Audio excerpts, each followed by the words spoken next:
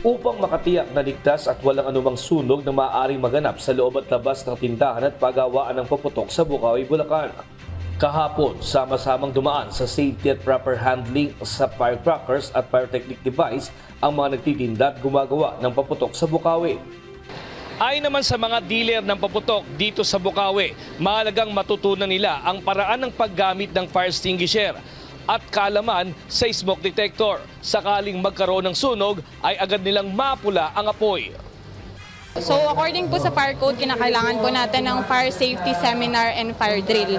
So required po yung ating mga establishment na makapag-undergo po ng fire safety seminar at fire drill. So pagdating naman po sa fire extinguisher, tandaan lang po natin ang TPAS. So twist the pin, pull the pin, the base, tapos squeeze the lever, and then yung pinaka-last po is sweep from side to side. So pag alam po natin yung mga basic po na yon, magagamit po natin ito ng tama at hindi po tayo makakapag-panic at magkakaroon po tayo ng confident na gamitin to. Nire-require po ang smoke detector para ma-detect po, syempre, yung smoke. Tinalakay din ang mga bawal at hindi pwedeng itinda sa mga tindahan at pagawaan ng paputok. Pangunahin na dito ang mga oversize o malalaking uri ng paputok, mga expired at walang Philippine Standard o PS Mark na produkto na hindi accredited ng Department of Trade and Industry o DTI. Sang-ayon naman si Lea Alapide, ang presidente ng Philippine Pyrotechnic Manufacturers and Dealers Association Incorporated o PPMDAI, para maiwasan ang sunog at sakuna. Basta panatilihin pa rin po natin yung ating mga safety guidelines, tuparin po natin yung ating mga dapat isubmit na mga requirements, na mga kulang-kulang kung meron man, at isagawa natin kung ano yung nararapat.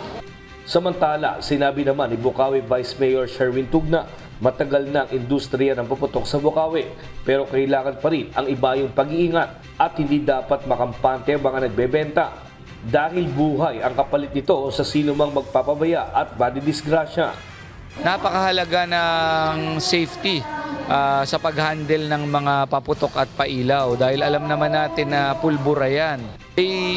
Lagi nilang ine-emphasize sa mga nagtitinda ng paputok dito sa aming bayan ng Bukawi, sa may-ari, sa mga nasa loob ng tindahan, yung proper handling at yung para sa safety ng pagtitinda ng mga paputok. So napakahalaga nito dahil buhay ang nakataya.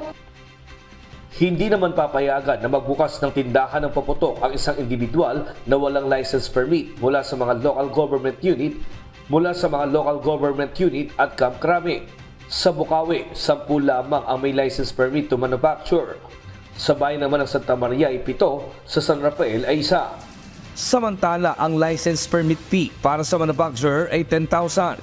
Sa dealer ay 5,000, habang sa retailer naman ay 1,500. Diyos ang aming sandigan, serbisyo publiko ang aming pinahahalagahan. Nestor Torres, humahataw!